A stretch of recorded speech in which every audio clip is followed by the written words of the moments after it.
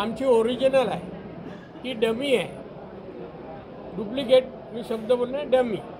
त्यामुळे आमची ओरिजिनल एकनाथ शिंदेंची शिवसेना आहे आणि लोक एकनाथ शिंदेच्या शिवसेनेवर विश्वास ठेवतात, कारण त्यांना मित्र चांगला आहे भारतीय जनता पक्षासारखा सज्जन माणसाचा बघा नातूकडे. तर त्यामुळे आमचं चांगलं चाललं आहे, कोणी दुष्ट लावू नये असं आम्हाला वाटतं.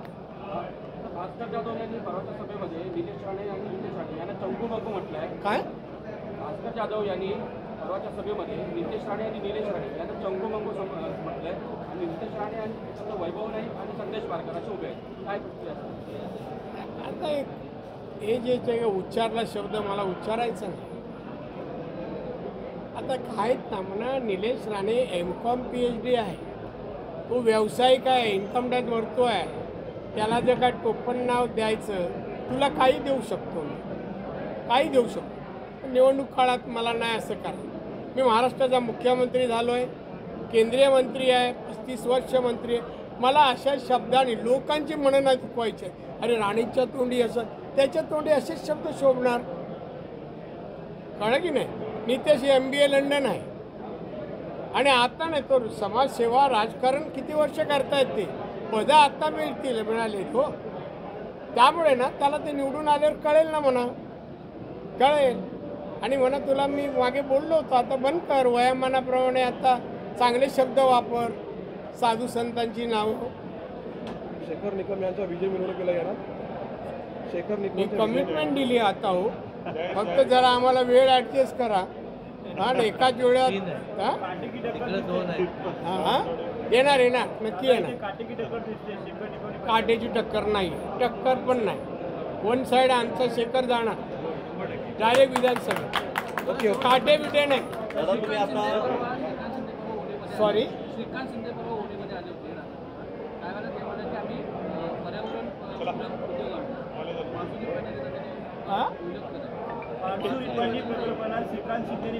कुठल्या प्रकल्प? बघा, श्रीकांत शिंदेला आम्ही समजून सांगू, आमची अंतर्गत बात आहे. पण जो विरोध करतो आहे हे प्रकल्प सगळे आणणार. आम्हाला नोकऱ्या द्यायच्या आहेत तरुणींना. 3 लाख कोटीचा तो प्रकल्प आहे आणि रत्नागिरीला 3 लाख कोटी एका ठिकाणी एका खर्च होणार. शाळा होतील, कॉलेज होतील, हॉस्पिटल होतील, प्रकल्प तर होणार, पण लोकांना रहिवाशी घरं बिरं टाउनशिप होतील. आम्हाला हवं आहे हो असं. कोणी सांगितलं 17? आता मी पण होतो ना इथे लोकप्रतिनिधी. 17 एक 2-1 वर्ष रखडला तरी 2-3 वर्ष 3 वर्ष म्हणा.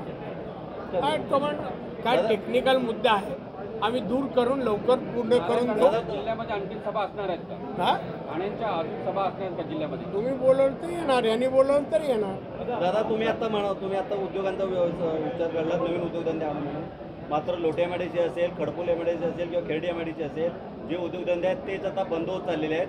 त्यांनाच नवसंजीवनी देण्यासाठी काय प्रयत्न असणार आहेत का? ते कुठल्या कारणासाठी बंद आहेत ते पाहिलं जाईल, त्याचा सर्वे केला जाईल आणि त्याला उपाययोजना ज्या आहेत त्या उपाययोजना करता येण्यासारख्या असेल तर त्वरित, म्हणजे येणाऱ्या 2 वर्षात उपाययोजना करू, अन्यथा त्या ठिकाणी ऑल्टरनेट दुसऱ्यांना आणू. महाविकास आघाडीचा चेहरा अजून तुम्ही चिंता करू नका, आमच्याकडे एकच चेहरा असतो दाखवला. आमच्याकडे सगळेच मुख्यमंत्री स्पर्धेत आहेत, कारण चेहरा फायनल करायला वेळ लागेल. महाविकास आघाडीला त्यांचा चेहऱ्याला काय रे, कोण चेहरा? अजून ते निवडून येणार नाही माहिती आहे त्यांना, तर चेहरा कशाला नक्की करतील? त्यांना माहिती निवडून, हे फक्त त्यांचं टाइमपास चाललाय. निवडणूक म्हणजे टाइमपास. थँक्यू. Okay thank you. धन्यवाद, आभारी आहे. जी आहे चिपळूणमध्ये जी रेड आणि ब्ल्यू लाईनची पूररेषा आहे, त्या पूररेषेमुळे चिपळूणचा विकास थांबलेला आहे.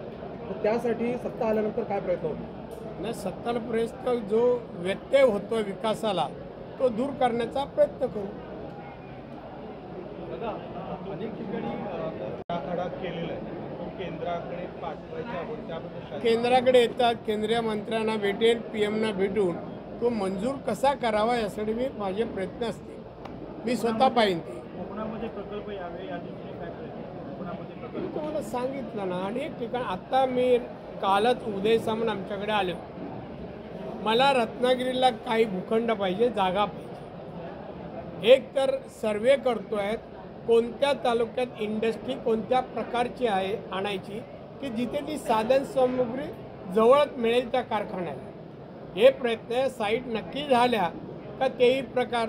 आणि आत्ता मी सांगितलं का आम्ही प्रयत्न करतो आहोत की रत्नागिरी पण पर्यटन जिल्हा म्हणून घोषित करा. म्हणजे एक तर पर्यटनाच्या माध्यमातून विकास आणि इंडस्ट्रीच्या माध्यमातून विकास करण्याचा आमचा मानस आहे. आणि इथला पाणी आणि हायवे ही कामं लवकरच पूर्ण करून घ्यावी. साहेब, आपण उमेदवारीला जेव्हा उभे होता त्यावेळेला